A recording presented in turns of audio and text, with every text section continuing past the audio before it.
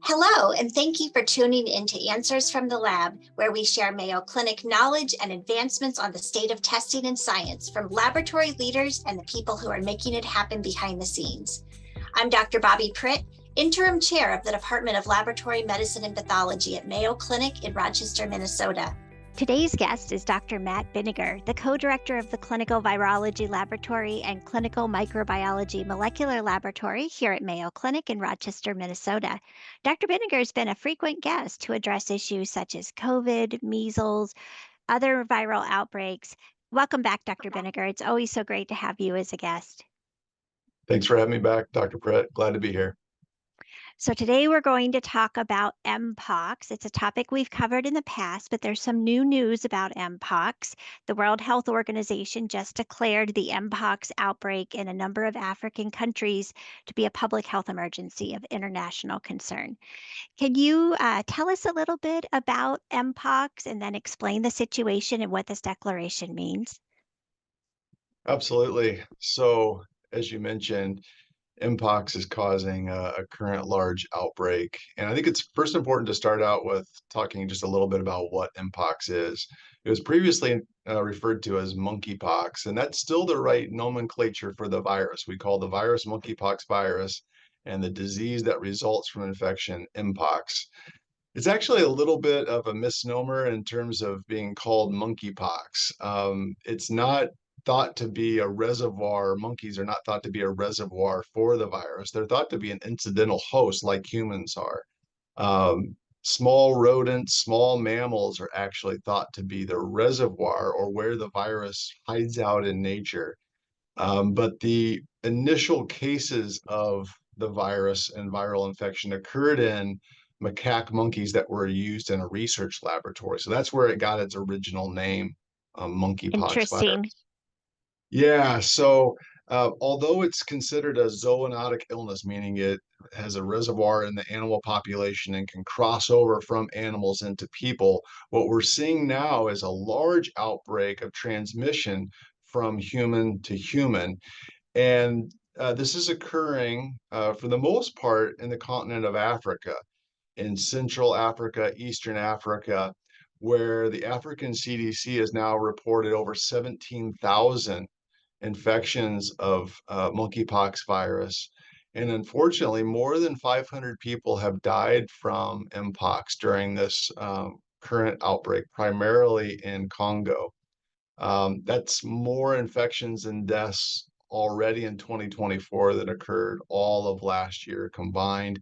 We've started to see the virus being spread between people in other African nations such as Uganda, Rwanda, Burundi, and Central African Republic. And then most recently, there was a case reported in Europe.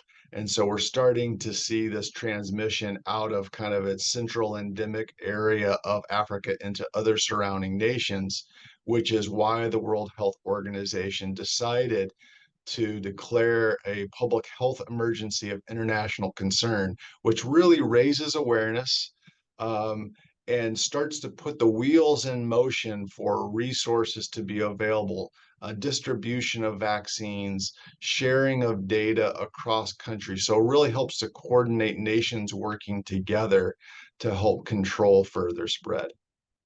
Yeah, thanks, Dr. Binnicker. I guess it's good to raise that awareness. It reminds me of in the past when we've had some previous outbreaks that have started focally, but then started spreading nationally and then internationally. So it's good that we are aware of this. What's contributing to this rapid spread of Mpox now in the Democratic Republic of Congo and neighboring countries? Yeah. On the good news front, Mpox is not believed to be spread through respiratory secretions like COVID or influenza. So if we cough or sneeze, monkeypox virus doesn't spread through that route, which if it did, we would be very concerned for large numbers of people being infected. Instead, monkeypox virus typically requires close, direct contact with an infected individual. And That helps to limit the spread because you can typically see an infected individual having the lesions or pustules. And the virus is also not believed to be transmitted before a person becomes symptomatic. So with COVID, we had individuals walking around who were infected with SARS-CoV-2 or who were coughing and sneezing, and others were becoming unknowingly infected. Whereas with Mpox, it's a little bit easier to contain because it's only spread once someone develops symptoms. Now, this current outbreak is being transmitted by a variant of the virus that is believed to be more transmissible than past strains of monkeypox virus. And also concerningly, there's quite a bit of data now in Africa showing that the virus is being spread by more routine modes of direct contact, just touching of skin, um, sharing of clothing or bedding, and also in younger children, which is concerning and somewhat unique in comparison to some prior outbreaks of Mpox. So I think that that is helping to fuel the increased rate of spread, mainly in Africa, but now in countries outside of that continent. Yeah, that makes sense. Well, let's dive into that a little bit more. So, how is this current outbreak different than the global outbreak in 2022? And you talked a little bit about a new strain. Can you tell us a little bit about this, about that? And then, are there any lessons that could be learned from prior outbreaks that could be applied now? Yeah, for sure. So, um, while we were still in the midst of the COVID pandemic in 2022, we also had this outbreak Yeah. of Mpox occur, which was completely a curveball for many. Um, and that infected tens of thousands of people in the United States. Transmission continues to be ongoing at low levels. But that outbreak in 2022 was due to a strain or clade of monkeypox virus called clade 2. So there's two clades of monkeypox virus, clade 1 and clade 2.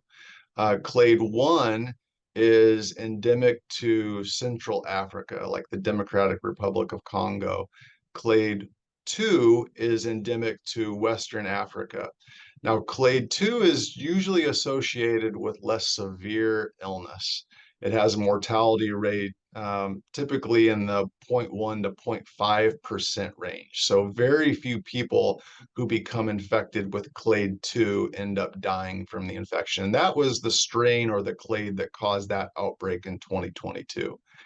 Most of the cases in 2022 were transmitted through sexual contact, although there was other forms of direct contact that caused transmission. In contrast, this current outbreak in 2024 is due to clade 1, and specifically a variant called clade 1b. And that is associated with more severe disease. And as I mentioned earlier, there's some early data showing that clade 1b, may be more transmissible from one person to another than other strains of the virus. Now, in terms of lessons learned, what I saw in 2022 is that agencies like the CDC rapidly reached out to clinical labs to help distribute diagnostic testing. And I think that those mechanisms are now in place to help facilitate getting testing out uh, more quickly to diagnostic testing laboratories. There's a vaccine that is effective against Mpox, and the declaration of the public health emergency first mobilizes more vaccines to Africa to help control spread there, but also gets the vaccine distribution pipelines ready for distribution to other nations. And also just raising that awareness to physicians that they should be on the lookout for potential cases of Mpox is important. Yeah, that's really helpful. And you touched a little bit on testing, which many people in the audience are from clinical testing, diagnostic testing laboratories. Can you talk a little bit more about that? The CDC test, could that still be used? Are there other testing options? And what are the considerations with testing? Yeah. So I would say that testing for Mpox, kind of globally and even here in the US, is still fairly limited.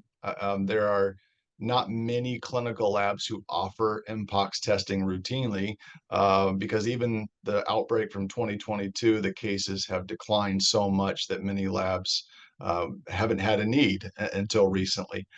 That being said, in 2022, there really was only one option, which was the assay that the CDC developed and then worked with select clinical reference labs to increase testing capacity across the nation. Now, because of that 2022 outbreak, there have been a number of diagnostic test manufacturers who went through the process of developing and validating tests on commercially available systems and receiving what's called emergency use authorization, or an EUA. And so there are test kits that are run on instruments and platforms that many clinical labs have that can be used even with this current outbreak. Some of the tests that are out there can actually help us distinguish between clade 1 and clade 2, which can be important. And some of the other tests just determine that a non-variola orthopox virus is present, which monkeypox virus falls into. So we do have more testing options in our diagnostic toolbox, although I would say probably not enough, and we need to continue to work with companies to develop more options.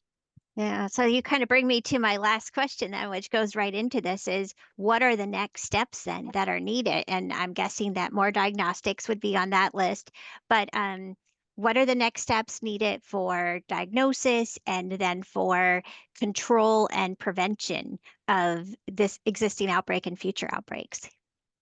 Yeah, I'll share with you a really interesting historical fact before I get into the next steps, which was decades ago, there was the circulation of smallpox virus, which devastating virus, devastating effects on humankind for many years. But there was a large worldwide campaign to vaccinate against smallpox to eradicate that virus. And so there were many individuals, millions of people around the world who received the smallpox vaccine, and we've eradicated smallpox. But a side benefit of the smallpox vaccination campaign, in retrospect, is that it prevented Mpox cases because there was cross protection between the smallpox vaccine and protecting against monkeypox. Now that we don't see smallpox, fewer people around the world are being vaccinated against smallpox. And so the Sure. immunity against smallpox has declined. And that is why it's created this situation in the population where now monkeypox virus is able to take off and spread among people. So that's just an interesting historical fact of the power of a vaccine. Mm-hmm. So that brings me to my first step to control, which is we need to, as a global community, get as much vaccination taking place in Africa and in countries where there is spread of this virus to help control that and prevent further transmission both within Africa and outside of that country. So increase vaccine availability to reduce spread. Increased awareness. So physicians need to be familiar with the signs and symptoms of Mpox, looking for patients with skin genital lesions and making sure that they get tested quickly. And also advising patients that, especially in areas where this virus is spreading, to avoid direct contact with anyone who has skin or genital lesions. And then just general education for the public about how the virus is spread, how it's prevented, how it's treated. I'm seeing and hearing about lots of things on social media that Mpox is going to result in school lockdowns like COVID. It's unlikely that that's going to be the case because this virus, at least as of today, is not spread through the droplet or airborne route like other viruses are. it's easier to identify. It's easier to control the spread with good infection prevention measures. And so I would doubt that we're going to see millions and millions of cases like we did with COVID-19. But that being said, we still need to take these steps of vaccination, testing, education, increased awareness to keep this from causing a larger outbreak. Well, thanks, Dr. Binnicker. It's why these types of interviews with subject matter experts like yourself are so important. We need to get accurate data out there. We don't want people to panic and start thinking about another respiratory virus outbreak and applying that to what we're seeing, Mpox. It's a very different virus, as you mentioned. So we need to get accurate information out. We, as laboratorians, subject matter experts, need to be talking to others on social media, to the general public. And this is one way we do it. So I really appreciate you spending your time with us today and sharing all these important facts. Yeah, thanks for inviting me on. Well, anytime, I'm sure we will have you back at some point in the future, although hopefully there won't be any new outbreaks anytime soon. Yeah, we need some quiet period for sure. Absolutely. Thank you so much for tuning in to Answers from the Lab. Be sure to subscribe to this podcast and don't forget to tune in every Thursday and every other Tuesday.